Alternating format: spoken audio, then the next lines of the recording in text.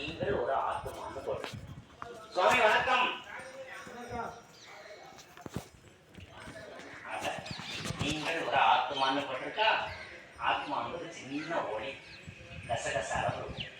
2 புருவத்துக்கு மத்தியில 3 இன்ச்சு உள்ள இந்த ஆத்மா இருக்கு. ஆத்மாவை எங்க போய் நம்ம போட்டு வச்சுக்கிறோம். சிந்திக்கும் போது இப்படி பண்றோம், நல்ல வீதின்னு சொல்றோம். பாருங்க, எலும்பும் சதையினால் ஆன உடல் பிளஸ் ஆத்மா சேர்ந்து ஜீவாத்மா மனுஷனா இருக்கும். இந்த உடம்புல இருந்து இந்த ஆத்மா போயிட்டுன்னா உடலை எரிச்சிடுறாங்க அல்லது உரைச்சிடுறாங்க. ஆனா ஆத்மாவுக்கு மரணம் கிடையாது. இந்த உடலை விட்டு ஆத்மா போனா 13 நாள் கழிச்சு 4 மாச கர்ப்பிணி யாருன்னு பார்க்கும். அந்த வயிற்றுல போய் உட்கார்ந்து ஒரு 6 மாசம் இருந்து குழந்தையா பிறகு இதைத்தான் புனர்ஜென்மம், மறுபிறவின்னு சொல்றோம். இன்னொரு ரகசியம், மனித ஆத்மா அடுத்த ஜென்மத்திலையும் மனுஷனாத்தான் பிறக்குமா. இந்த மிருகம் பறவை ஆகாது.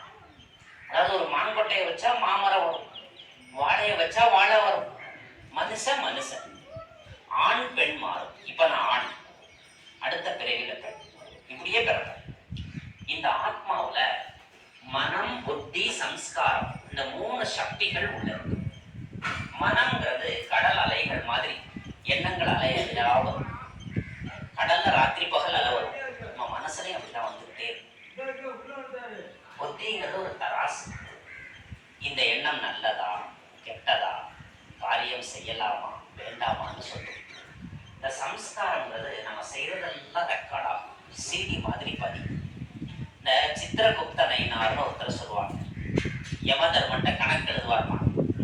அதோட அர்த்தம் என்ன தெரியுமா? சித்திரம்னா உடல், குப்தம்னா ரகசியம்.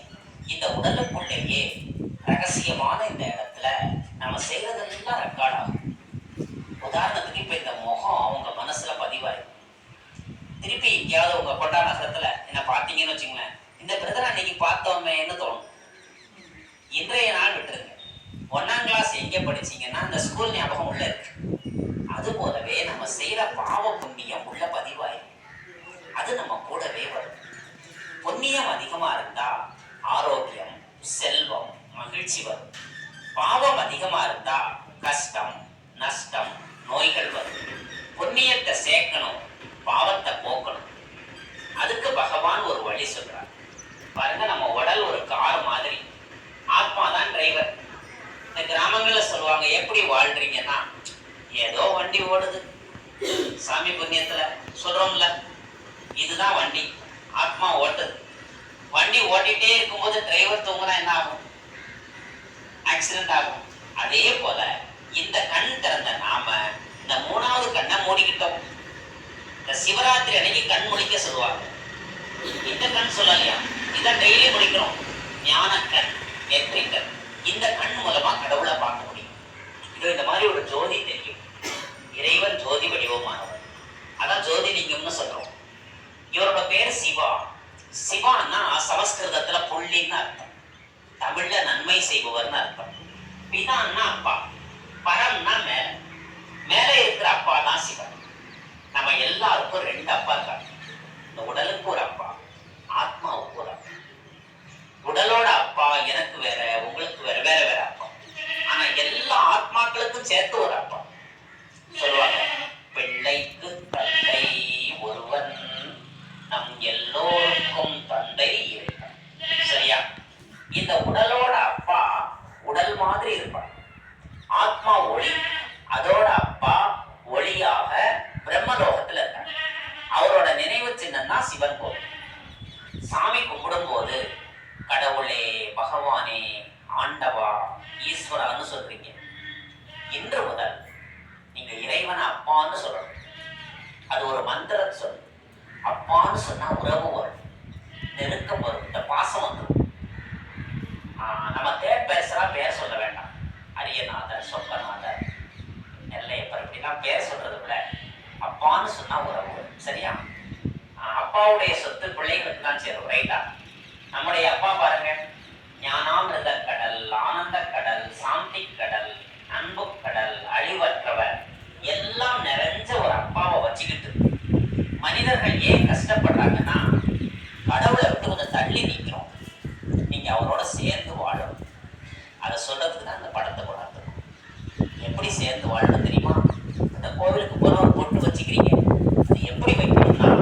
இறைவா அப்பா இந்த இடத்துல உட்காருங்க, என் கூட வாங்கன்னு சொல்லி வைக்கணும். சாமி கும்பிட்டா பக்தி யோகம், அந்த சாமியை இங்க உட்கார வச்சா கர்ம யோகம்னு பேர்.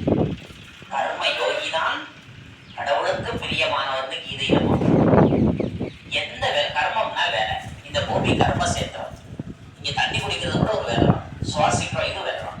ஒவ்வொரு மூச்சிலையும் பேச்சிலையும் அந்த இறைவனோட சேர்த்து நீங்க வாழணும். அதான் கர்ம யோகம்னு பேர். அரிசியை உலையில போடும்போது சிவார்ப்பணம்னு போடணும். சாதம் பிரசாதமாகும். சாப்பிட்றவங்களுக்கு மனபலம், உடல் பலம், ஆயுள் பலம் வரும். சமைக்கிறதுக்கு முன்னாடி சொல்லணும், அப்பா என் கூட இருந்து இந்த சமையல் பண்ணுங்கன்னு சொல்லணும். அந்த சாப்பாடு மனக்கும் ருசிக்கும். குளிக்கும் போது அப்பா இங்க உட்காருங்கன்னு நீங்க தண்ணி ஊத்துனா அது அபிஷேகமாகும். சாப்பிடும் போது அப்பா இங்க உட்காருங்கன்னு இப்படி கொடுத்தீங்கன்னா நைவேத்தியமாகும். இப்படி நீங்க ஒவ்வொரு வினாடியும் அவரை நினைச்சீங்கன்னா கடவுள் இந்த இடத்துல இருக்கிற அனுபவம் ஆகும். கடவுளை உள்ளத்துலதான் வைக்கிறோம். உள்ளம் கோவில் ஊரிடம் ஆலயம்னு திருமூலர் சொல்லியிருக்காங்க இல்லையா? வள்ளுவர் என்ன சொல்லியிருக்காரு? மலர் மிசை ஏகினான் மானடி சேர்ந்தார் நிலமிசை நீடு வாழ்வார். என்ன அர்த்தம் தெரியுமா? மனம் என்ற மலரில் அமர்ந்திருக்கும் இறைவனை தொழுதால் இந்த பூமியில நீங்க நல்லா வாழ்வீங்கன்னு சொல்றாங்க. அந்த மாதிரி என்ன செஞ்சார் தெரியுமா? இதய ராமன். என் இதயத்தை வச்சு ராமன் எங்க இருக்காருன்னு சொன்னார். அயோத்தின்னு சொல்லல, இதயத்துல சொன்னாரா இல்லையா? இதயத்துல ராமரை வச்சனால அவரால் பறக்க முடியுது. தலைமைக்கு வராமல். அப்ப நீங்க எல்லாம் பலசாலி ஆகணும்னு இறைவனை எங்க வைக்கணும்? ஒண்ணு இந்த இடம் இதயத்துல. இதயத்துல வச்சா இதய நோய் வராது. சரிதானா? நம்ம இதயம் எங்க போய் தான் வாழ்றோம். அப்ப இதய அஞ்சேயர் இதயராமன் வச்ச மாதிரி இறைவா நீ என் கூட இரு, என் கூட இருந்து டெய்லி பேசுங்க கடவுள்கிட்ட. காலைல எழுந்திரிச்சு ஒரு 5 வார்த்தையாவது பேசுங்க, முகத்தை கழுவிட்டு.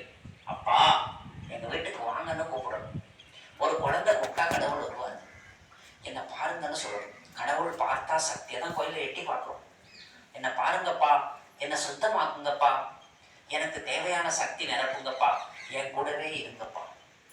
ஒண்ணு இந்த இடம் அல்லது இந்த இடத்துல இருக்க சொல்லுங்க. நீங்க பேசுனீங்கன்னா அந்த நடக்கும். உங்க கூடவே கடவுள் இருக்கிற அனுபவம் ஆகும். உடல் தூய்மை ஆகும். வீடு கோவில் ஆகும். சரியா? வீடு கோவில் மாதிரி இருக்கும். கோவில்னாலே பக்தி இருக்கும், சக்தி இருக்கும், அருள் இருக்கும், செழிப்பு இருக்கும். ஸோ நீங்க உங்க வீட்டை உள்ளத்தையும் இல்லத்தையும் கோவிலாக்கணும். அதனால கடவுளை பெருசா நினைச்சாதான் வைக்க முடியாது. கடவுள் சின்ன புள்ளி நினைக்க. ஆத்மா புள்ளி அவருக்கு தான் சொல்றேன், சின்ன புள்ளி. இதுதான் ஞானம். சிவனுக்கு ஞானமூர்த்தீஸ்வரன் ஒரு பேரும் குலசேகரப்பட்டினம் கோயில போட்டுருக்கோம். அப்போ ஞான குரு. இன்னைக்கு குரு பேச்சு. இறைவன் ஞான குரு. அவருக்கு இப்போ உங்களுக்கு ஞானம் கேட்கிறாங்க. இந்த மாவட்டத்தில் எத்தனையோ பேர் இருக்காங்க. இந்த ஞானம் கேட்கக்கூடிய பாக்கியசாலிகள் நீங்கள். தேவ குலத்தை சேர்ந்தவங்க 33 கோடி பேர் யாரும் கிடையாது. அதுல நீங்களும் உண்டு. ஆனா நீங்க எல்லாம் 8 லட்சுமிகள் வாங்கல, அந்த லட்சுமி தேவிகள் தான் நீங்க. நீங்க நினைச்சு பாருங்க. ஹனுமானுக்கு அப்படி நினைச்சுதான் அவரோட தாத்தா ஜாம்பவான் சொன்னார், இலங்கைக்கு நான் எப்படி போகாத? ராமனுக்கு மோதிரம் கொடுத்துட்டாரு, நான் எப்படி அங்க போவேன் பாரு. என்ன ஹனுமான் உன் சக்தி உனக்கு தெரியாம இருக்க? நீ சாதாரண ஆளா? நீ எம்மி குதிச்சா 3 தடவை பூமியை சுத்திட்டு கீழே கால வைப்ப. அப்படிதான் பண்ணுவாரு. எம்மி குதிச்சாச்சுன்னா 3 தடவை சுத்திட்டு தான் கால வைப்பாரு ஹனுமான். சூரியனையே பலர்ந்து போய் அடிச்சாலும் நீ அதான் கண்டுபிடிக்க. இப்படிலாம் இருந்தவர் நீ இலங்கைக்கு போகவா கஷ்டப்படுறேன்னு அவருக்கு தைரியம் கொடுத்தாரு. அதே மாதிரி தான் அப்பா தைரியம் கொடுத்தாரு. நீங்கெல்லாம் தைரிய லட்சுமிகள், வீர லட்சுமிகள். உங்ககிட்ட வீரம் இருக்கு, தைரியம் இருக்கு, செல்வம் இருக்கு. நீங்க நினைங்க, மறந்துட்டீங்க. சிவபெருமான் வந்து நீங்க நினைவு விட்டார். சரியா? ஆனால் நீங்க தான் உங்க ஊர் கொண்டா நகர், எல்லாம் கொண்டா நகர் தான். நம்ம கொண்டா நகரத்துல இருக்கிற ஒவ்வொரு சிலையும் நீங்கிறோம். உங்க நினைவு சின்னங்கள்தான் அங்க சிலையா இருக்குன்னு சொல்றாரு. 33 கோடி. பஸ்ல அம்மா திருப்பி வரும்ல. நல்லா புரிஞ்சுக்கோமா. அப்பா இந்த அப்பா நமக்கு அப்பா இருக்காரா? இவர் எங்க இருக்காரு தெரியுமா? பாருங்க, பிரம்மலோகத்துல சிவன் இருக்காரு. நம்ம எல்லாம் ஆத்மாவா அங்க இருக்கிறோம். ஆத்ம உலகம்னு போட்டிருக்கு. இங்க இருந்து இந்த பூமிக்கு நடிக்க வந்திருக்கிறோம். பாருங்க, மனித உலகம்னு போட்டிருக்கு. சூரியன், சந்திரன், நட்சத்திரம் இருக்கா? இந்த பூமியில ஒரு விதை விழுந்தா செடி மரமாகும். அதே போல ஆத்மாங்கிற விதை விளைந்து வரும். கர்ப்பத்துல உட்கார்ந்து குழந்தையா பிறந்து இந்த பூமி தந்த பரிசு தான் இந்த உலகம். ஆண் பெண்கிற வேஷம் போட்டு நம்ம நடிக்கிறோம். இது ஒரு பெரிய மேடை. ஒரு பிறவி முடிஞ்சதும் அந்த உடலை போட்டுட்டு ஆத்மா அந்த சூட்சும லோகம் போகும். 13 நாள் கழிச்சு திருப்பி கர்ப்பத்தில் வந்துடும். ஒரு தடவை இறந்தா 13 நாள் தான் ஆவியா சுத்துவோம். திருப்பி வந்து பிறந்துடும். பிறவி தோறும் போகவும் வருவோம். ஒரு 5000 வருஷத்துக்கு ஒரு தடவை இந்த பூமியில ஒரு விநாசம் வரும். இங்க இருக்கிற 800 கோடி ஆத்மாவும் மேல போகும். சொல்லுவாங்க பூண்டோடு சொல்லியிருக்காங்களா இல்லையா? பூண்டோடு கையில மொத்தமா மேல போவோம்னு அர்த்தம். வரும்போது சிங்கிளா வருவோம், போகும்போது மொத்தமா போயிடுவோம். ஆனா யாரும் பயப்படக்கூடாது. கைலாசத்துக்கு போக பயப்படக்கூடாது. நம்ம அப்பா அங்க இருக்க சரியா? நம்ம எல்லாரும் அங்க போவோம். சொந்த வீடு அதான். கொண்டாநகர ஊரும் சொந்த வீடு கிடையாது. ஒரு பிறவிக்கு என் வீடுன்னு சொல்லிக்கலாம், எங்க தெருன்னு சொல்லிக்கலாம், எங்க ஊர்னு சொல்லிக்கலாம். ஒரு 200 வருஷம் அந்த வீட்டுல இருக்க முடியுமா? உங்க வீடுதான். ஆத்மா போன அடுத்த நாள் சீட்டு கிடையாது, குப்பை மாதிரி எரிச்சிடறாங்க. அப்ப சொந்த வீடு மேல இருக்கு. ஆத்மாவும் அழியாது, அப்பாவும் அழிய மாட்டார். ஸோ அங்க நாம போவோம். திருப்பி இந்த அவர் ஒரு ரகசியம் சொல்றாரு. நீங்க மேல வந்துருவீங்க, அங்கேயும் பெர்மனண்டா இருக்க மாட்டிய. இக்கரைக்கு அக்கறை பச்சை. இங்க இருந்தா அங்க போக தோணும், அங்க இருந்தா இங்க வர தோணும். அங்க போன பிறகு பூமி பச்சையா இருக்கு, வர தோடிடும். திருப்பி வந்துருவோம். என்னைக்கு போவோம், என்னைக்கு வருவோம், எத்தனை பிறவி எடுப்போங்கிறத சொல்லி வகுப்பை நிறைவு செய்யறேன். பாருங்க, சிருஷ்டி சக்கரம்னு போடுறது. வேர்ல்டு டிராமா வீல், உலக நாடக சக்கரம். இது வந்து ஒரு கால கடிகாரம். இந்த கால கடிகாரம் ஒரு தடவை சுத்தினா 5000 வருஷம். இந்த 5000 வருஷத்துல ஒரு மனித ஆத்மா 84 பிறவி எடுக்கும். இப்போ நீங்க 84வது உடம்புல இருக்கீங்க. அடுத்த பிறவி 85 கிடையாது. 1. இந்த கடிகாரத்துல பாருங்க, 1ல இருந்து 12 திருப்பி 1. 1வது பிறவி நீங்க எல்லாரும் இந்த டெல்லி யமுனை நதிக்கரையில பிறந்துருவீங்க. 84வது பிறவி இப்ப எந்த ஊர்ல பிறந்தியோட அந்த பிறகு. இது வந்து மீண்டும் மீண்டும் நடக்கும். கடிகாரம் சுத்திட்டே இருக்கும். இந்த வாழ்க்கை கடிகாரம் சுத்திட்டே இருக்கும். இந்த படத்தோட ரகசியம் என்ன தெரியுமா?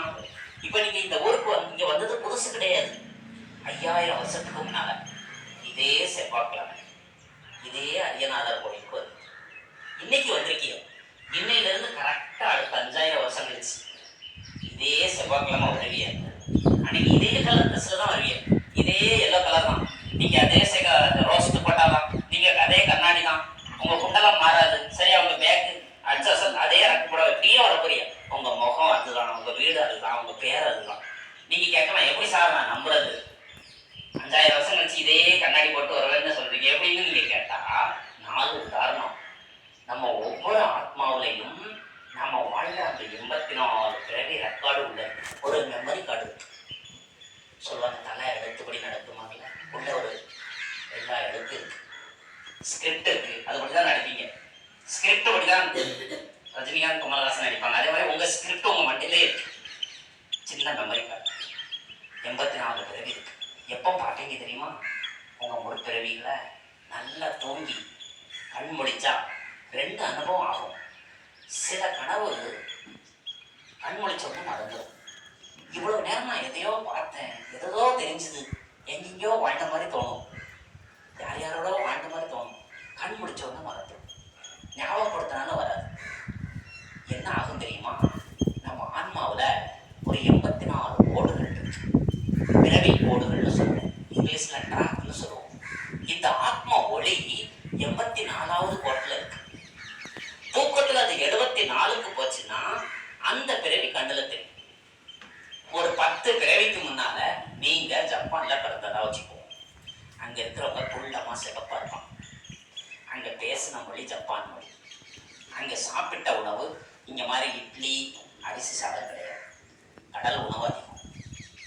ஒரு 500 வருஷத்துக்கு முன்னால கரண்ட் கிடையாது, கான்கிரீட் வீடு கிடையாது, நெல் ட்ரெஸ்ஸு கிடையாது. அந்த வாழ்க்கைய தூக்கத்துல பார்த்துட்டு கண் திறந்தா கொண்டா நகரத்துல உங்க வீட்டில் படுத்திருக்கீங்க. இந்த மனம் அந்த காட்சியை ரிஜெக்ட் பண்ணிடும். பார்த்த காட்சி ஜப்பான் காட்சியை தள்ளி விடும். நீங்க தூக்கத்துல பக்கத்து விட்டமாவையோ எதிர்த்த விட்டமாவையோ பார்த்தா சொல்லிருவீங்க, இவங்களை பார்த்தது ஜப்பான் 500 வருஷம் முந்தி. ரிஜெக்ட். தொட்டில தூங்குற குழந்தைய பாருங்க, கண்ணை மூடி தூங்கும், ஆனா சிரிக்கும். திடீர்னு பயப்படும். அந்த குழந்தை முந்தைய பிறவியை பார்ப்பாங்க. அந்த பிறவியில ஒரு பக்கத்துல ஊஞ்சல் ஆடிட்டுன்னா பார்த்து சந்தோஷப்படும். அதே பிறவில மாடு முட்டை வந்ததுன்னா பயப்படும். அப்புறம் நீங்க சில ஊருக்கு போனீங்கன்னா ஏற்கனவே அங்க வந்த மாதிரி தோணும், அந்த இடங்களை பார்த்த மாதிரி தோணும். சிலரோட முகத்தை பார்த்தா இவரை பார்த்த மாதிரி தோணும், புதுசா பார்ப்பீங்க ஆனா பார்த்த மாதிரி. இதுக்கெல்லாம் என்ன காரணம்? பகவான் சொல்றாங்க நத்திங் நியூ, எதுவுமே புதுசா நடக்கலையும். இந்த பூமியில ஏற்கனவே நடந்ததுதான் இப்ப நடந்துட்டு, இதே போல திருப்பி நடக்கும். இந்த உலகம் ஒரு சினிமா மாதிரி. 2 மணி நேரம் சினிமா செகண்ட் ஷோ போட்டா அதே காட்சி தானே வரும். அதே போல 5000 வருஷம் என்னெல்லாம் நடக்குதோ அதேதான் அடுத்த 5000 வருஷம், அடுத்த 5000 வருஷம். ஒரு பானை சோறுக்கு ஒரு சோறு பதம்ங்கிற மாதிரி ஒரு 5000 வருஷ வரலாற்றை கடவுள் இப்ப உங்களுக்கு சொல்றாரு. இதை நீங்க கேட்டு புரிஞ்சுக்கிட்டீங்கன்னா லட்சம் கோடி வருஷம் தெரிஞ்ச ஞானி ஆயிருவீங்க. இறைவன் இன்னைக்கு உங்களுக்கு 3 ஞானம் கொடுத்திருக்காரு. அதான் திரிசூலம், ஞான ஆயுதம்னு பேர். ஆத்மா, பரமாத்மா, டிராமா. ஆத்மாவுக்கு மரணம் கிடையாது, பரமாத்மாவுக்கு அழிவு கிடையாது. இந்த உலக நாடகம் ஆங்கிலத்துல இட்டர்னல்னு சொல்லுவோம், எண்ட்லெஸ், தொடர்ந்து இந்த பூமி நடக்கும். நம்ம எல்லாரும் இந்த பூமியில மறுபடி பிறந்தே இருக்கும். புனரபி ஜனனம், புனரபி மரணம்னு சொல்லுவாங்க. புதுசா பிறந்துகிட்டே தான் இருக்கும், இறந்துகிட்டே. சோ இந்த 3 உண்மையை நீங்க தெரிஞ்சுக்கிட்டீங்கன்னா மாயத்திற போயிடும், உள் மனம் அமைதியாயிரும். உள் மனம் அமைதியான நோய் வராது. ஜலதோஷம் முதல் கேன்சர் வரை வர காரணம் இந்த மனசு. இந்த மனசுல எழக்கூடிய வீண் எண்ணங்கள், கெட்ட எண்ணங்கள் நோயாக திருப்பி வரும். சொல்லுவாங்க மனம் போல் வாழ்வுன்னாங்க, உடல் போல் வாழ்வுன்னு சொல்லுவாங்க, பணம் போல் வாழ்வுன்னு சொல்லுவாங்க. நீங்க அடுத்தவங்களுக்கு கெடுதல் நினைச்சா அவங்க என்ன சொன்னாங்க, கெடுவான் கேடு நினைப்பான். அடுத்தவங்களுக்கு கெடுதல் நினைச்சாலே நமக்கு வந்துடும், செஞ்சா இல்லை. கெடுதல் நினைச்சாலே வருமா? அதான் நம்ம மனசுல கெடுதல் நினைப்பே வரக்கூடாது. மன்னிக்கிற மனம் வரும். ஒருத்தர் தப்பு செஞ்சாங்கன்னா நான் மன்னிச்சிரு, அவ்வளோ. அவர் கர்ம வேணா அவருக்கு தானே கொடுக்கணும், ஏன் போல அவருக்கு துன்பம் வரக்கூடாதுன்னு நினைச்சேன். மன்னிக்க தெரிந்த மனிதரின் உள்ளம் மாணிக்க கோவில். உள்ளத்தை கோவில் ஆக்கினா கடவுள் வருவார். மனுஷங்க உள்ளத்தை ஜெயிலாக்கிறார். ஒருத்தர் திட்டினா மறக்கிறதே இல்லை. 10 வருஷம் 20 வருஷம்